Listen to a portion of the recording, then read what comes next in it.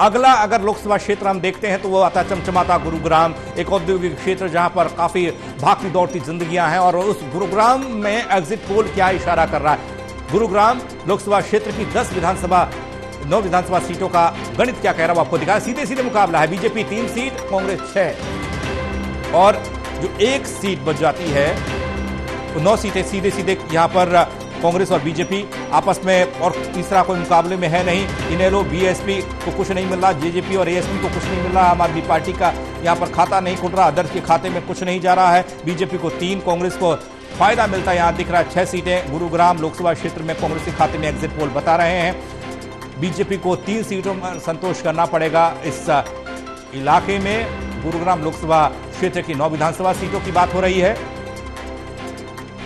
BJP और कांग्रेस के अलावा कोई टक्कर में यहां दिखाई नहीं दिया। वोटिंग परसेंटेज पर जब हम आएंगे तो बीजेपी को 30.33% मतदान यहां पर लोगों ने किया है, और कांग्रेस को यहां पर 47.55% वोट पड़े हैं।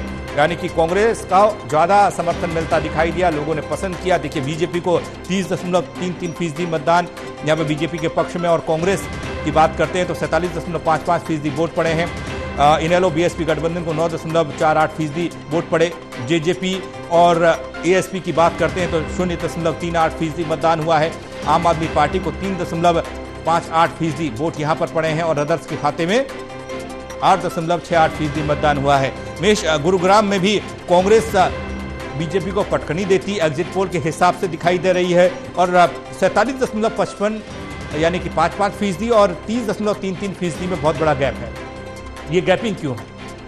देखिए, ये इलाका वो इलाका है जहाँ पर किसान नहीं है, क्योंकि ये बिजनेस से संबंधित लोगों का इलाका है। क्योंकि बाकी इलाकों में हम लगातार ये जिक्र कर रहे थे कि सरकार के खिलाफ माहौल बना क्योंकि किसान खिलाफ थे, लेकिन गुरुग्राम की अगर बात की जाए तो यहाँ पर किसानी की संख्या काफ़ी कम है। तो ऐसे में ये जो बिजनेस क्लास इलाका है, जो कि गैर जाट इलाका है, गैर जाट भी अब कांग्रेस पार्टी के साथ खड़ा है। इसके अलावा बिजनेस क्लास भी, जो कि हालांकि अक्सर ही माना जाता है कि भारतीय जनता पार्टी को पसंद करता है बिजनेस क्लास, लेकिन यहाँ पर पसंद बदलती हुई नजर आ रही है। और इसमें एक खास बात और भी है कि मुस्लिम वोटर्स की संख्या भी इस लोकसभा क्षेत्र के अंतर्गत आती है। तो ऐसे में मुस्लिम वोटर्स की चूंकि अंदाजा हर बार यही लगता है कि पहली पसंद कांग्रेस पार्टी होती है, भारतीय जनता पार्टी के खिलाफ मुस्लिम वोटर्स अमूमन वोट करते हैं। तो ऐसे में उसका फायदा भी यहाँ पर वोटिंग परसेंटेज के रूप में कांग्रेस पार्टी को मिलता हुआ नजर आ रहा है। तो एक बड़ा डैमेज मैं मानता हूँ कि गुरुग्राम सीट पर अगर 6 सीटें कांग्रेस पार्टी के लिए मानी जा रही है तो सबसे बड़ा नुकसान इस इलाके में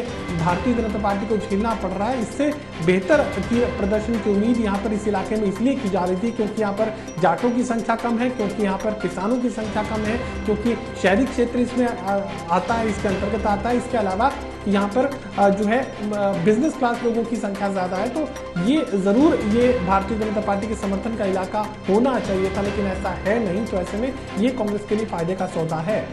जी देवेंद्र, आपका आकलन क्या कहता है गुरुग्राम को लेकर? बदलते देखा है हमने गुरुग्राम को। अभी थोड़ी देर पहले जब फरीदाबाद की बात हो रही थी तो आपने कंपेयर किया कि किस तरीके से गुरुग्राम आगे चल पड़ा और फरीदाबाद पिछड़ता गया, लेकिन यहाँ पर कांग्रेस ऊपर दिखाई दे रही है। देखिए, 17% वोट कांग्रेस को गुरुग्राम लोकसभा में ज्यादा मिल रहे हैं और सीटें डबल मिल रही है जी। 6 सीटें कांग्रेस को, 3 सीटें बीजेपी को, और वोट परसेंटेज 17% ज्यादा कांग्रेस का। इसकी वजह मैं ये मानता हूं, अभी पिछले 2-3 साल से हम देखें बहुत नगर निगम में गुरुग्राम में एक तो भ्रष्टाचार, दूसरा पिछले 2 साल में हमने देखा जब बारिश आती है तो गुरुग्राम समंदर बन जाता है। समंदर, कितनी दिक्कत होती है लोगों को। पिछले 2 साल से हम देख रहे हैं पानी की निकासी नहीं है। एक चमकता हुआ शहर गुरुग्राम जहां पूरे भारत के लोग रहते हैं, बाढ़ का प्रबंध नहीं नगर निगम कर पाया, भ्रष्टाचार के आरोप बहुत लगे हैं। तो मेरे को लोगों को लगा कि शायद बदलाव जरूरी है।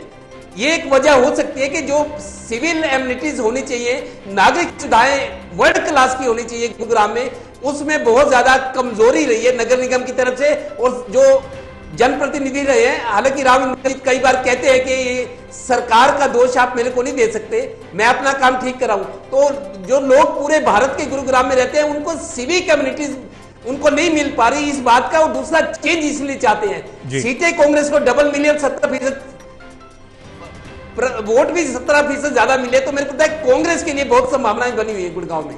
जी विरेन जी, जिस तरह का शहर है उस हिसाब से ही वोटिंग हुई है, उसी हिसाब से बदलाव यहाँ पर ये इलाका चाहता है, गुरुग्राम लोकसभा का क्षेत्र चाहता है, या फिर कुछ और वजह आप देखते हैं? देखिए, गुड़गांव में और फरीदाबाद और पंचकुला यहाँ पर जो मतदान है 60% से कम हुआ है, यानी कि अपेक्षा से कम हुआ है। और ये भी बात है कि देखिए, मेवात का क्षेत्र है, मेवात का रुझान तो स्पष्ट है ही है। और गुड़गांव में भारतीय जनता पार्टी में आपसी फूट है, नवीन गोयल जो है भारतीय जनता पार्टी के सिरदर्द बने हुए हैं। और वहाँ चाहे बादशाहपुर रहा हो तो वहाँ भी स्थिति काफ़ी पार्टी में एक तरह से अलग ही बिखराव की स्थिति रही। हाँ, पटौदी में भारतीय जनता पार्टी मौजूद है। और इसलिए देखिए, राव इंद्रजीत यहाँ मुकाबले में फंस गए थे, तो लोकसभा चुनाव के दौरान राजवप्र ने कड़ा मुकाबला किया था। तो इस दौरान भी देखिए, भारतीय जनता पार्टी और कांग्रेस में जो 17% का अंतर है वो स्पष्ट दिखाई दे रहा है। मेवात भी उसमें एक बहुत बड़ा कारण है।